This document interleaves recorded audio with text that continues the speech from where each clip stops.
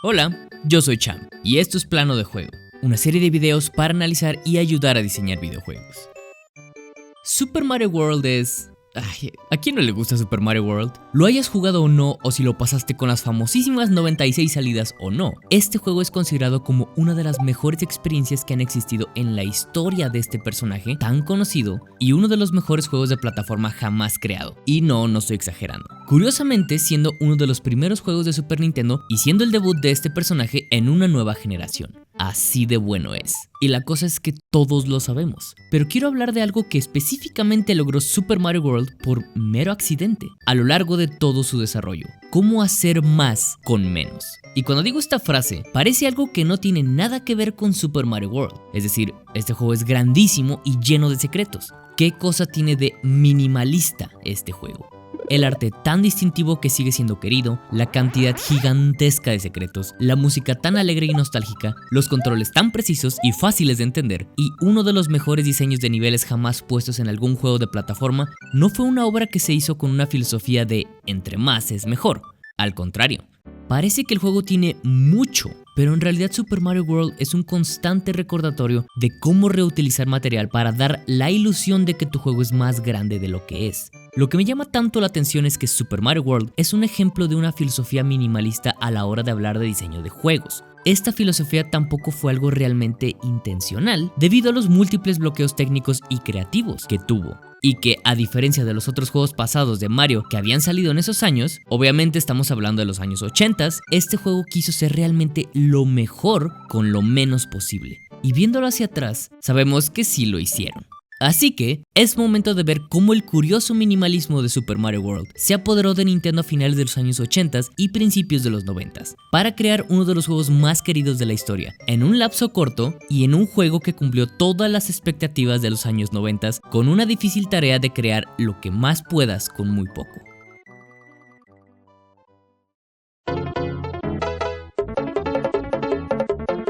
Nintendo tuvo la tarea de seguir con la franquicia de Mario y, a su vez, mostrar el poder del Super Nintendo. Las dos cosas con un solo nuevo juego para Mario.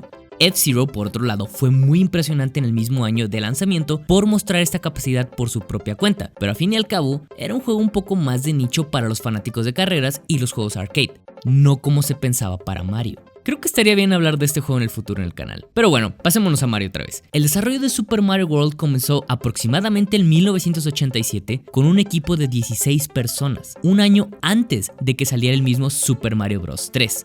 El juego tuvo muchas dificultades para desarrollarse por ser de los primeros juegos en hacerse para el mismo Super Nintendo, simplemente porque estaban lidiando con una nueva tecnología en ese entonces. Este nuevo juego en desarrollo tenía muchas herramientas para implementarse. Podían poner muchos elementos en pantalla, múltiples fondos para crear un efecto de paralaxia, poner objetos y personajes con transparencia, diferentes capas y el uso de casi 32,000 colores y, obviamente, nueva música. Y yo sé que esto suena muy básico para lo que ahora tenemos, pero piensen que estaban en 1987. Esto era el poder del nuevo Super Nintendo y lo querían vender ya, no había tiempo que perder. Super Mario Bros. 3 fue lanzado en 1988 en Japón y 2 y 3 años después en América y Europa respectivamente. Este fue un juego lleno de secretos, como prácticamente cualquier juego de Mario, un juego con un mapa lleno de niveles y muchas nuevas habilidades que no tenían los juegos pasados. Hacía todo el homenaje a la palabra Super. Cuando se comenzó el desarrollo de Super Mario World en Super Nintendo, hicieron un port de Super Mario Bros. 3 y se dieron cuenta que podías tener más colores, sí, pero a fin y al cabo no había nada nuevo en el juego. Era lo mismo, pero más bonito.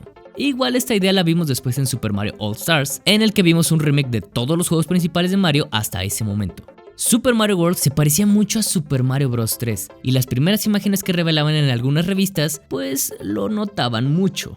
Esta nueva paleta de colores irónicamente hizo que el desarrollo tuviera que ser más optimizado y con menos espacios libres que tenían originalmente con Super Mario Bros. 3, a pesar de que los cartuchos de Super Nintendo eran de 4 MB, casi el doble de los cartuchos más grandes del NES. Es decir, los artistas tenían más colores y efectos para sus creaciones, pero tenían mucho menos espacio para desarrollar con todo lo que necesitaban poner. Aquí fue cuando comenzaron a tener que hacer más con menos.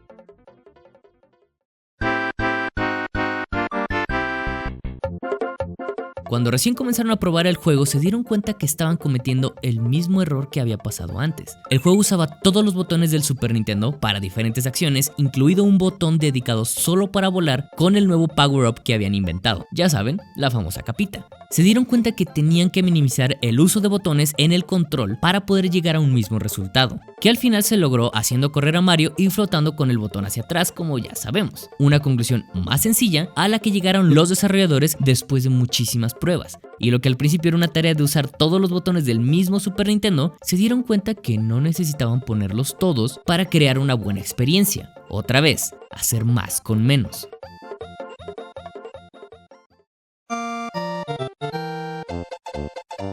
Y miren, esta parte es muy interesante. Solo para que tengan una referencia, Super Mario Bros. 3 tiene 8 power-ups. Super Mario World técnicamente es solo 3, más el uso de los globos y de Yoshi. Y prácticamente Super Mario World expande todo lo que puedes hacer mediante el uso de la capa y de Yoshi, como bien te dice la portada del juego. Lo que hacía especial el uso de Yoshi en Super Mario World es que era totalmente una nueva forma de jugar sin dejar la esencia original de Mario. Yoshi funcionaba con un escudo y una forma de pasar muchos obstáculos que Mario solo no podría usar. Las variaciones de Yoshi se extendían dependiendo de lo que este reptil tuviera en su boca.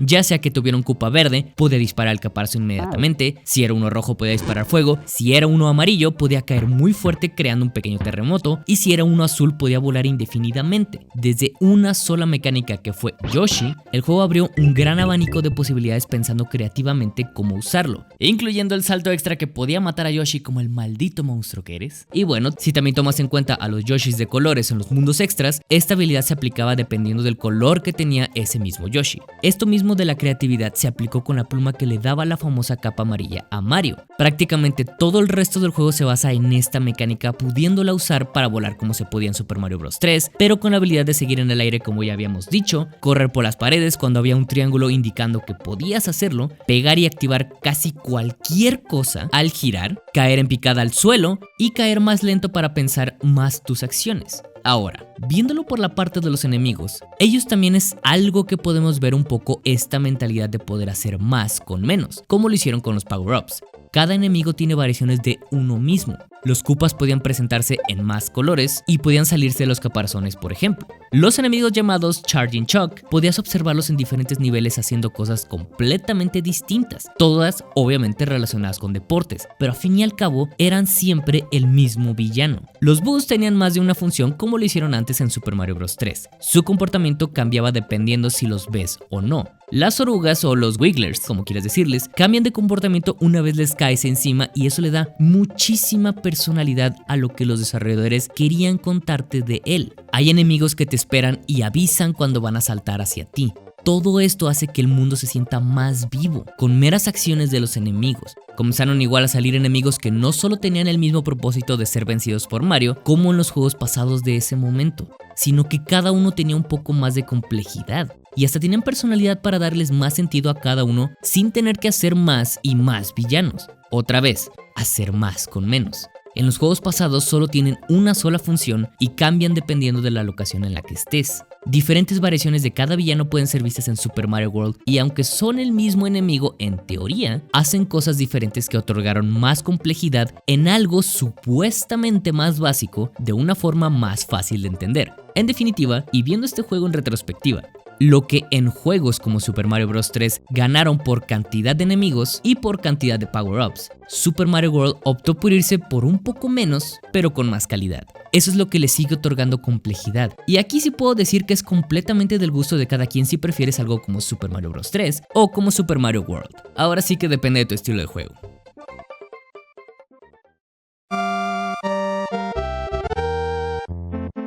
Para la música y todos los sonidos, Koji Kondo y todo el equipo de sonido tuvieron que crear nuevos efectos sonoros para todo el juego porque no podía reutilizar nada del NES, así que les fue más difícil hacer esto en mucho menos tiempo. El NES tiene 5 canales de audio por cada canción que existía, el Super Nintendo tiene 8, y cada canal tenía que ser programado en una capacidad máxima de 64 kilobits para todas las canciones incluidas, junto con todos los efectos de sonido, además. Por eso es que Koji Kondo y después muchos músicos que trabajaron en juegos de Super Nintendo tuvieron que crear música de manera muy limitada, haciendo muchos ciclos repetitivos que pudieran sonar como algo nuevo. Si llegas a pensar que el soundtrack de Super Mario World es excelente y si lo has escuchado por completo, te darás cuenta que hay algo muy curioso en él. Sin contar la canción del intro, la del ending y las canciones de la selección de niveles que incluía una canción secreta del primer juego de Mario en el mundo especial, todo el soundtrack tiene la misma melodía. Ahora, aquí quiero aclarar que no soy un experto en música, ni mucho menos, pero bueno, sí sé leer partituras y puedo tocar el piano desde hace muchos años ya. Así que, veamos alguna partitura del primer nivel de Super Mario World y veamos algunas notas que son parte de la melodía. Identificando estas notas, en todas las demás canciones que siguen en este juego, podemos encontrar estas mismas notas, pero de diferente forma.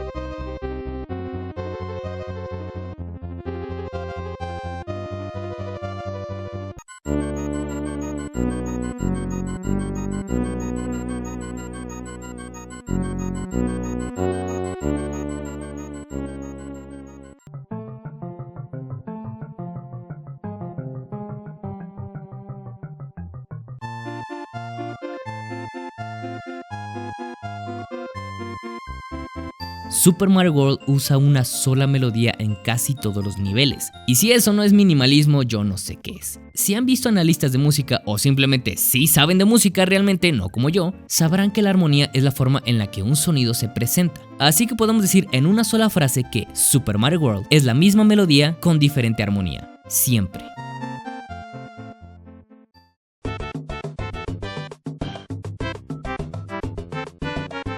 Este juego tiene muchísimos niveles. Algunos podrían decir que es el juego de Mario con más niveles de la historia, contando con toda la cantidad de niveles extra que tiene, pero hay algo que trabajó muy bien este juego y fue que separó muy bien el sentido de cada uno de los niveles, tomando mucho en cuenta la ambientación en la que están. ¿A qué me refiero con esto? Pues miren, Super Mario World tiene 7 ambientaciones, o aproximadamente pues. Podemos decir que es tierra o ground, bajo tierra, underground, en el agua, la casa embrujada, el castillo, el bosque y las montañas, o a veces le pueden decir como cielo. A diferencia de otros juegos pasados de Mario que habían sido desiertos, nieve, mundos gigantes o hasta el espacio en juegos futuros, Super Mario World se mantuvo constante en las ambientaciones de cada uno, marcando mucho el propósito de cada uno de ellos cuando comenzabas a jugar. El enfoque de los niveles de Mario era tener variaciones de gameplay en cada uno de ellos, mientras que algunos como la tierra, bajo tierra y los bosques se enfocaban más en ser un juego de plataforma como los pasados, otros se enfocan en ser más niveles de obstáculos como en las montañas,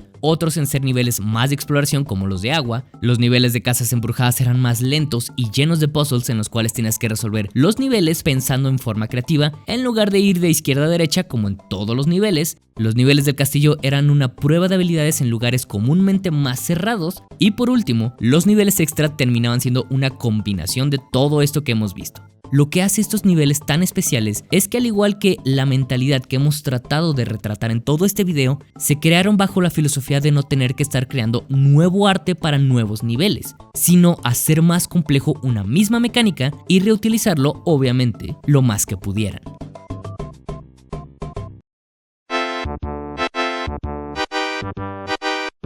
El diseño de Super Mario World me sigue sorprendiendo muchísimo al día de hoy, y cada vez que regreso a él me doy cuenta que este juego fue hecho con muchísimas limitantes para la época en la que salió, y por eso esas mismas limitantes tuvieron que crear una filosofía minimalista para poder aprovechar al máximo lo que tenían.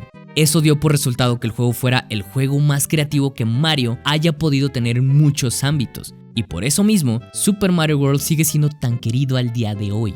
Lo que había sido una tarea de superar a Super Mario Bros. 3 y regresar a las raíces del primer Super Mario Bros. Para poder vender una nueva consola que estaba saliendo en el mercado, se convirtió en una verdadera obra de arte que explotó de creatividad y complejidad, con muchas menos cosas que dar.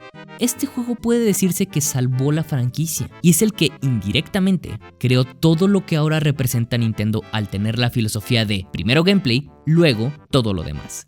Los demás juegos de Mario se siguen basando en las fórmulas tan notorias que todos conocemos de este juego, y marcaron toda una generación de viejos y nuevos jugadores que aprendieron que un mundo puede ser llenado con diversión y vida por algo tan simple.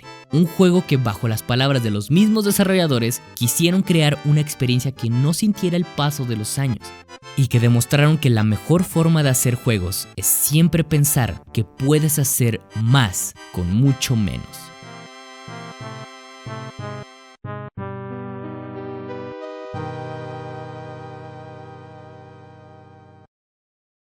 Muchas gracias a todos por llegar hasta aquí y por acompañarnos en este viaje. Si te gustó este análisis y reflexión de uno de los juegos curiosamente más queridos de Nintendo y uno de los mejores, irónicamente mejores ejemplos de diseño de juegos en la actualidad, suscríbete a Plano de Juego. No te olvides tampoco de darle like y picarle a esa campanita para que te avisen de todos los futuros videos.